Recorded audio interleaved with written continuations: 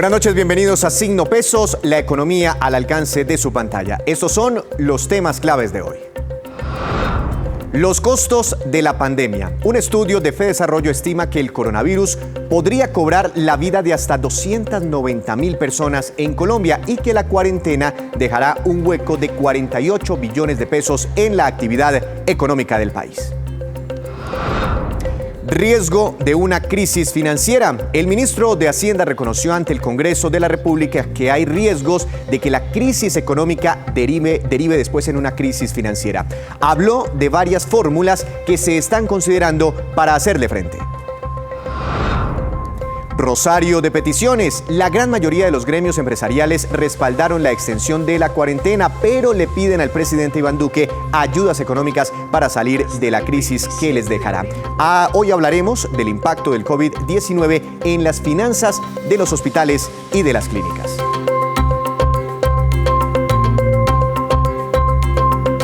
Y comenzamos con el panorama desalentador que muestra un estudio de FEDesarrollo sobre la pandemia del coronavirus en Colombia. Según los pronósticos, la crisis del COVID-19 puede ser catastrófica, no solo para la salud pública, sino para la economía del país. En el mejor de los escenarios, Colombia podría perder 11.000 vidas.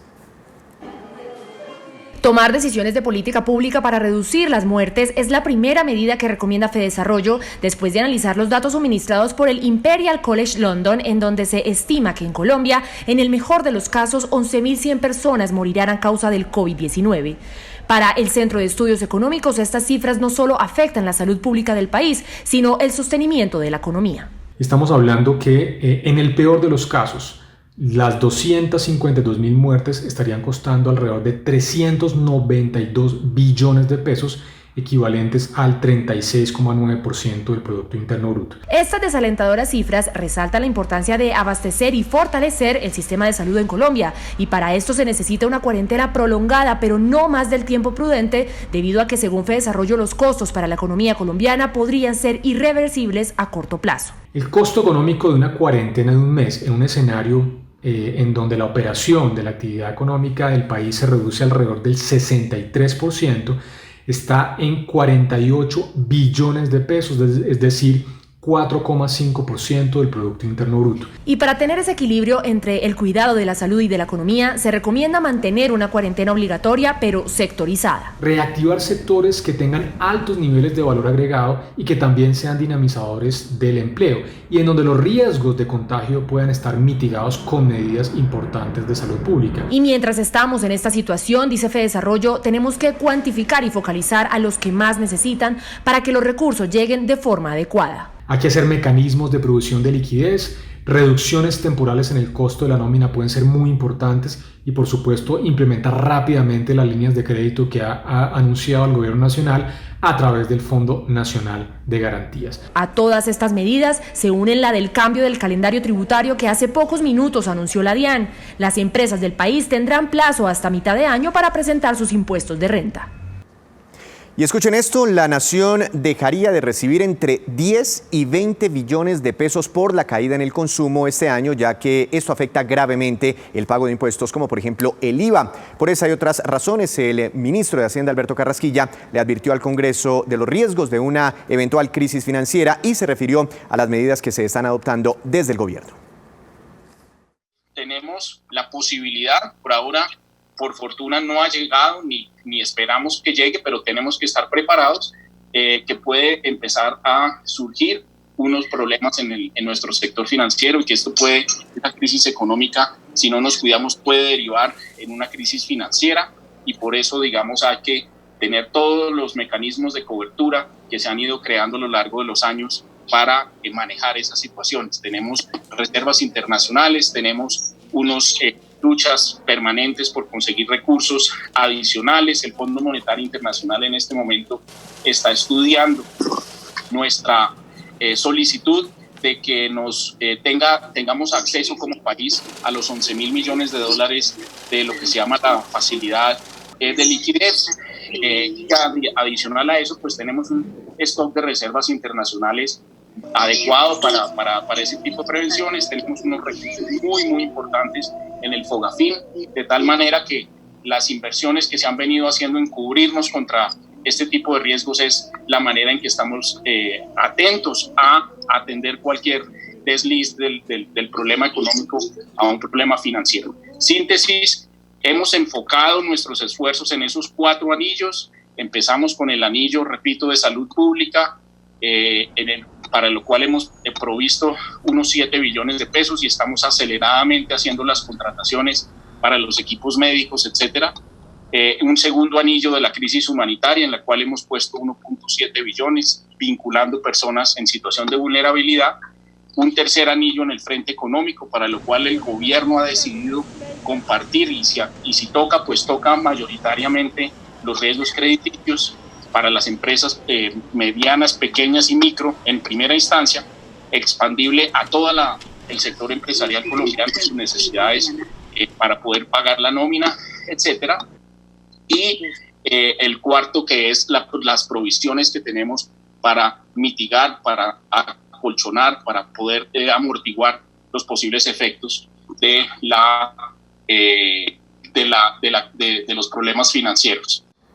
Importantes declaraciones del ministro de Hacienda de Colombia, y los empresarios y dirigentes gremiales del país salieron en apoyo a la decisión de extender la cuarentena como medida necesaria para contener el coronavirus. Sin embargo, se mostraron preocupados por los efectos económicos, por lo que piden más apoyo del gobierno en temas tributarios y financiación. Para los empresarios, extender la cuarentena era necesario, pero ven muy difícil seguir sosteniendo una economía con caídas en sus ingresos de más de 80%. Las pequeñas y medianas empresas piden un plan para sostener sus nóminas y preservar los empleos. Estamos proponiendo conservar por lo menos 7.800.000 empleos con un salario mínimo para asegurar la adquisición de los productos básicos de nuestros trabajadores. La responsabilidad de sostener las nóminas de las empresas ya no es solamente de los empresarios, es una responsabilidad tripartita. Tienen que participar el gobierno con apoyo, ceder los trabajadores. Entre las medidas para mitigar el impacto económico, piden los comerciantes que, por ejemplo, en Bogotá se elimine el cobro de la valorización, se exonere el pago del ICA, se suspendan la retención del ICA y tratamiento especial a parqueaderos, congelar las deudas de los bancos y flexibilizar los contratos de arrendamientos comerciales. Por su parte, las agencias de viaje, hoteles y aerolíneas piden aplazar el pago del IVA, renta y parafiscales, que hayan tasas de interés especiales en los préstamos de Bancoldex y periodos de gracia o aumentos de plazos con entidades bancarias. La situación es bastante crítica, será una semana perdida para el sector del turismo en general. No tenemos ventas, donde no hay movimiento de pasajeros a nivel nacional e internacional. Empresarios como Arturo Calle le venían pidiendo al gobierno prorrogar los plazos para declarar renta y pago del impuesto al patrimonio, retención de fuente y pago del IVA. O pagamos los empleados o le pagamos al Estado. El Estado escoge cuál. Ante esta coyuntura, el presidente Duque esta mañana en declaraciones a Blue Radio invitó a los empresarios a hacer un esfuerzo y pagar sus tributos, aclarando que estos impuestos corresponden al año 2019 y que le permitirían al gobierno financiar los programas sociales. Y a propósito de crisis financiera, son muchas las dificultades económicas que están afrontando las clínicas y, escuche bien, los hospitales del país. Para analizar este tema, invitamos a esta hora de la noche al doctor Juan Carlos Giraldo, presidente de la Asociación Colombiana de Hospitales y Clínicas. Doctor Giraldo, buenas noches, bienvenido a Signo Pesos. Buenas noches, muchas gracias. Doctor Giraldo, esta crisis del coronavirus, ¿cómo ha impactado las finanzas de los hospitales y de las clínicas? ¿Tiene algún reporte? Ustedes saben que nosotros venimos arrastrando una crisis crónica de liquidez por todos los temas de cartera acumulados a lo largo de los últimos años. Nos llega entonces el coronavirus en un momento en el que estos problemas de liquidez se habían agudizado y ahora entonces se presenta una situación paradójica, y es que en estos meses de marzo y abril y posiblemente mayo, mientras llega esa ola, esa cresta de la ola con la gran casuística de COVID, muchos de los hospitales han tenido que posponer algunas de las intervenciones, acoger los lineamientos del gobierno, y hoy se encuentra entonces un sector con un 50 o menos % de ocupación. Se producen menos servicios y por lo tanto se viene a sumar un nuevo factor a la crónica situación de iliquidez y dificultad financiera de las entidades hospitalarias. Doctor Giraldo, ¿qué pasó entonces con ese acuerdo de punto final que tanto anunció con bombos y platillos el gobierno nacional? Plata para los hospitales, para las clínicas.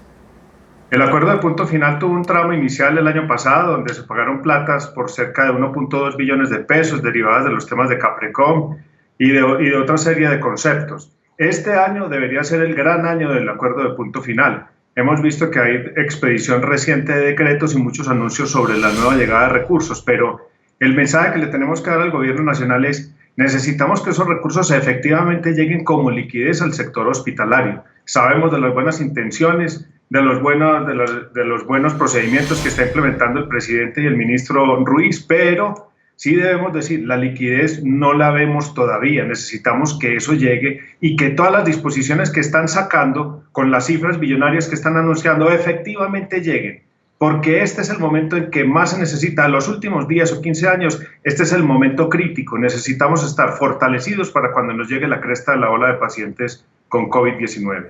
Entiendo, doctor Giraldo, hemos visto algunos estudios que indican que aproximadamente el 80% de los hospitales y clínicas han reprogramado ciertos procedimientos o intervenciones. ¿Esto cómo está impactando las finanzas?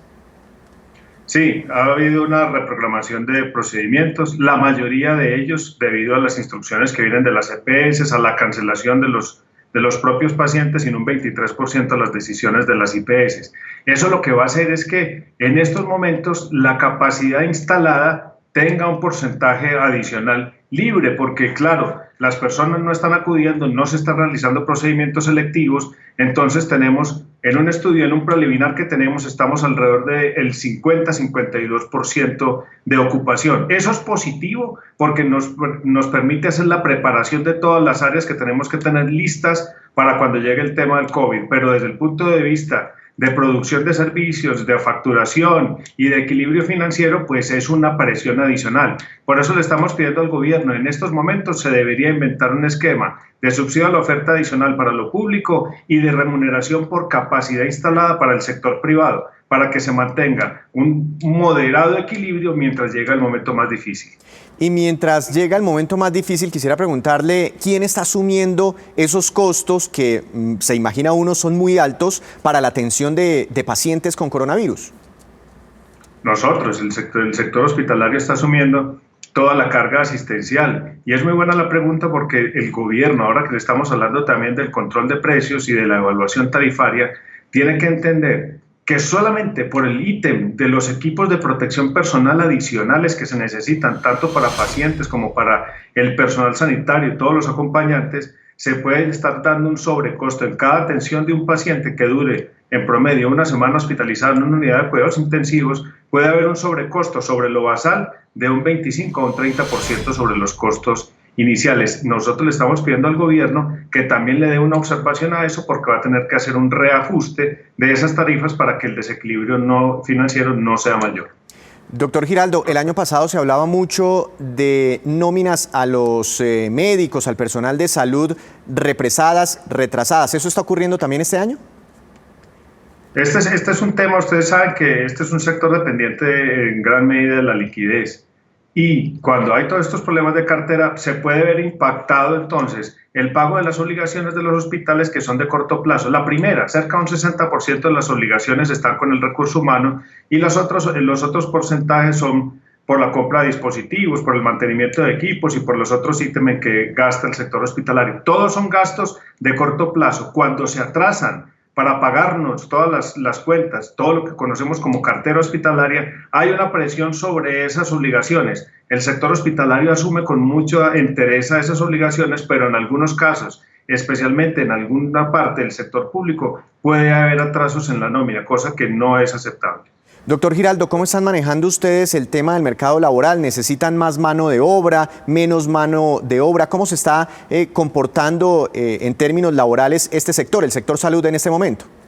Este es un sector con mucho dinamismo, pero sí debo decirle que en esta última encuesta que le hicimos a un centenar de hospitales grandes del país y clínicas, tanto públicos como privados, encontramos que cuando uno le pregunta a un gerente, ¿usted tiene necesidades de recurso humano adicionales para enfrentar la crisis que viene con coronavirus? Nos dijeron que sí, que cerca de necesidades adicionales de 31% en recurso asistencial, humano asistencial, y un 18% en recurso administrativo.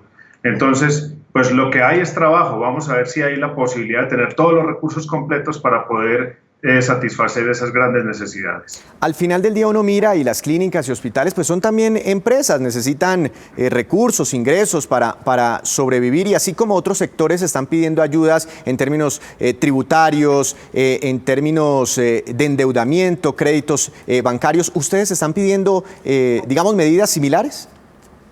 Sí, señor. Le preguntamos también a esos mismos gerentes y la respuesta que nos dice es: más de un 90% están pidiendo control de precios porque estamos viendo problemas de especulación y escasez de ciertos insumos. El 82% están insistiendo en que haya más medidas de liquidez, un 77% en medidas tributarias, que haya aplazamiento del calendario tributario, que se pueda pensar en aplazar el pago de parafiscales durante un tiempo. También estamos pidiendo medidas de fomento o de crédito, por ejemplo, que la banca pública haga créditos blandos para el sector hospitalario, pero que no haya mediación de la banca convencional, sino que la banca pública opere como banca de primer piso.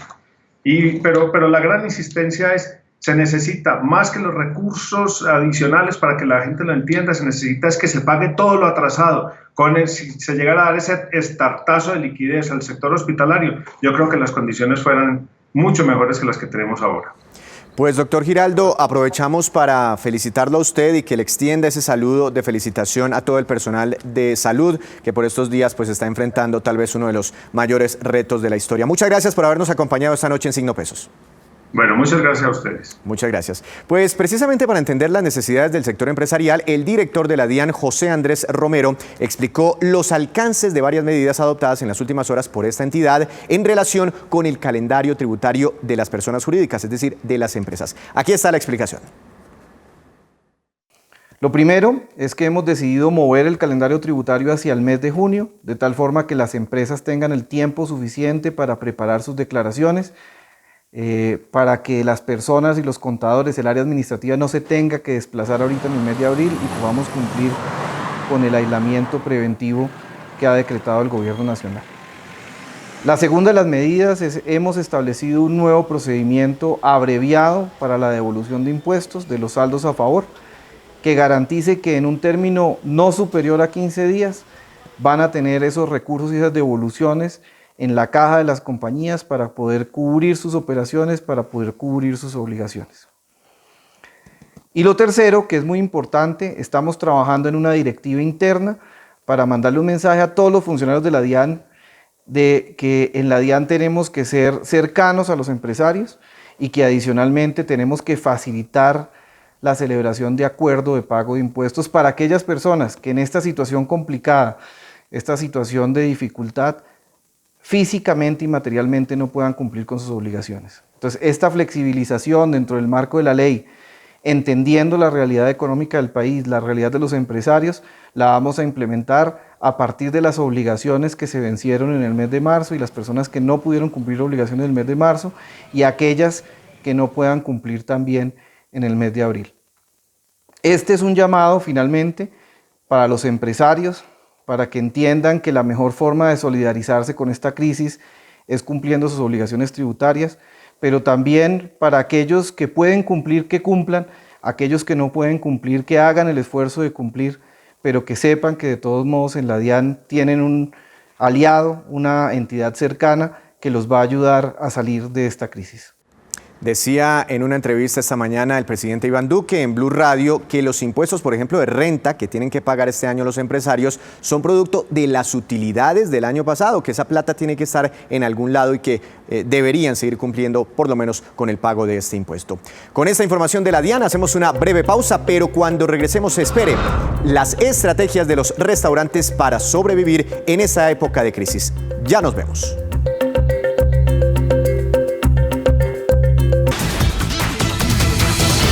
Y en medio de la actual coyuntura económica, a todos los negocios les ha tocado buscar alternativas que les ayude a sobrevivir. De eso nos va a hablar esta noche Juan Fernández. Juan, buenas noches. ¿Cuál es la movida empresarial de hoy? Víctor, buenas noches. Hoy voy a hablar de restaurantes y la forma en la que algunos están reinventando la manera de vender sus comidas y las de otros que están tomando decisiones sobre sus negocios. Y los hay de todo tipo, desde cadenas grandes hasta más pequeños que buscan sobrevivir, porque sin ingresos, por más que tengan la intención de seguir pagando a sus colaboradores, la situación va a ser insostenible. Es una situación muy complicada. ¿Tiene algunos ejemplos, Juan? Crepes y Waffles, que anunció seguir pagando a sus colaboradores pese al cierre de sus restaurantes, estaría evaluando decisiones, entre ellas ofrecer domicilios a nivel nacional con algunos crepes básicos y también helados. Y no es para menos, tienen casi 6.000 empleados y mire este dato, la nómina vale más de 15.000 millones de pesos mensuales y eso nadie lo aguanta. El de los domicilios ha sido un escape a la crisis, pero también para algunos restaurantes, pues han caído estos por la percepción que podrían ser una fuente de contagio del coronavirus. Y actualmente solo se despacha un 20% o quizás menos de los pedidos de un día normal. Mire casos que son medibles en aplicaciones como Rappi, donde el vertical de farmacias ha crecido más del 30% y el de supermercados 70%. No pasa lo mismo con los restaurantes. Claro, Juan, por eso no solo las empresas de este sector, sino de todos los sectores están pidiendo ayudas del gobierno nacional para pagar las nóminas. Juan, ¿hay iniciativas de restaurantes que no sean de cadena? Víctor, la reinversión, por llamarlo de alguna manera, sigue y toca a los mejores restaurantes. Mire el caso también de El Chato, por ejemplo, el restaurante del chef Álvaro Clavijo. El Chato es el mejor restaurante de Colombia según el escalafón que todos los años patrocina la marca San Pellegrino y el 7º de América Latina. ¿Y sabe qué está haciendo Clavijo? Ofreciendo una lista de menús para que los comensales reciban los ingredientes a domicilio y junto con las instrucciones también de cómo cocinar los platos. Un plato para 2 personas, por ejemplo, está sobre los 70.000 pesos. Es su forma para que sus proveedores y empleados puedan seguir trabajando. Otros restaurantes especializados y que nunca vieron los domicilios como una opción van por el mismo camino. Y esta, pues es, Víctor, la movida de hoy sobre restaurantes y la forma en la que algunos, y este par de ejemplos que mencioné de Crepes y Waffles y El Chato, están cambiando sus modelos de negocio para hacerle frente al impacto económico del coronavirus. Ojalá les funcione. Juan, muchas gracias. Lo esperamos mañana con otra movida empresarial. Con esta información suya, hacemos otra breve pausa y ya regresamos para contarles. Ordenan retirar cientos de avisos publicitarios relacionados con el COVID-19 de los portales electrónicos. En segundos, regresamos.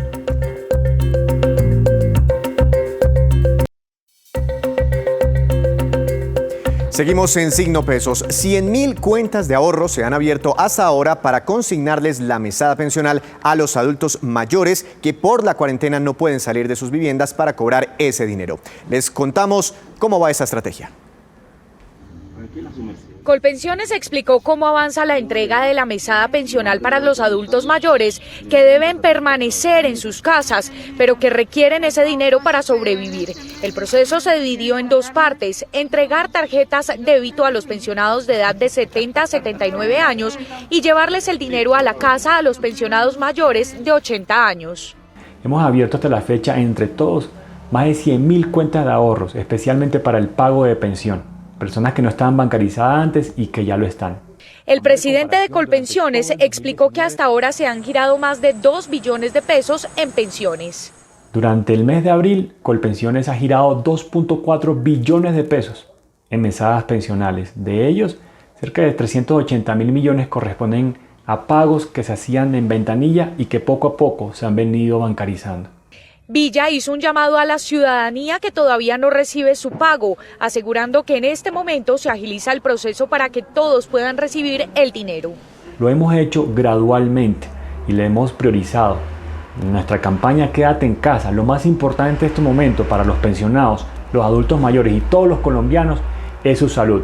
Colpensiones nunca ha fallado el pago de una mesada pensional y no va a ser la excepción durante esta emergencia económica, social y política provocada por el coronavirus. Durante esta emergencia que vive el país, la entidad asegura que el pago de las mesadas llegará a todos los pensionados de Colombia. Y los portales de comercio electrónico tales como Mercado Libre, Linio y OLX han tenido que retirar más de 1.280 anuncios publicitarios en los que ofertan productos que supuestamente ayudaban a evitar, a curar o prevenir el coronavirus. El superintendente de Industria y Comercio entregó detalles de esta decisión. La Superintendencia de Industria y Comercio, como máxima autoridad de protección al consumidor, ha expedido una orden para que los portales de comercio electrónico se abstengan de publicitar o ofertar productos que tengan las palabras coronavirus o COVID-19 dentro de su publicidad. Esto con miras a proteger al consumidor, ya que el Ministerio de Salud ha sido enfático en señalar que no existe ningún tratamiento, producto, medicina, bien o servicio que haya sido efectivo en el tratamiento de esta enfermedad. En este sentido, hemos instruido a los portales de comercio electrónico a abstenerse de publicar o publicitar cualquier producto que haga relación al virus o como tratamiento del virus, señalando que esto viola el Estatuto del Consumidor. En este sentido, esperamos así proteger al consumidor de que no caigan estos productos milagro, curas milagrosas, o generemos prácticas más perversas como el acaparamiento, la especulación o la publicidad engañosa. Y esta es la cifra económica del día y es muy relevante porque tiene que ver con personas muy vulnerables en el país. 3 millones y corresponde al número de familias que no han sido beneficiadas con subsidios del gobierno, pero que desde hoy comienzan a recibir una ayuda económica del Estado, de la Nación. Se trata de un giro social de 160.000 pesos que será transferido durante el mes de abril para ayudarles a paliar la situación financiera, dado que no aparecen, como lo decíamos inicialmente, en programas como Familias en Acción, Jóvenes en Acción, adultos mayores. Son familias muy vulnerables de nuestro país. Y estos son los indicadores económicos que usted debe conocer antes de irse a dormir. Volvió a caer el dólar en Colombia. La tasa representativa del mercado, que regirá mañana, será de 3.910 pesos con 15 centavos. Perdió un poco más de 68 pesos. El petróleo de referencia Brent para nuestro país retrocedió un poco, perdió 1,66% y quedó en $32 con 50 centavos por barril. El precio interno del café colombiano subió y quedó en promedio a 1.203.000 pesos por carga en las principales cooperativas del país. El índice Colcap de la Bolsa de Valores de Colombia subió un poco, 0,29%. La acción más valorizada fue la de Concreto, con una ganancia de 5,59%, empresa del sector construcción, y la que más bajó fue Preferencial del Grupo Argos, que retrocedió un 6,45%. Y antes de despedirnos, los dejo con este dato. El gobierno estudia la posibilidad de ordenar una contribución temporal a los trabajadores que ganan más de 9.800.000 pesos como salario neto mensual. El descuento variaría entre 8 y 15% según el nivel salarial. La propuesta es del Partido Conservador, sería por 3 meses y buscaría generar más recursos para financiar la crisis derivada del coronavirus en nuestro país. Y así terminamos por hoy. Mañana los esperamos con una nueva emisión y con toda la información económica que usted necesita saber. Esto es Signo Pesos, la economía al alcance de su pantalla. Buenas noches.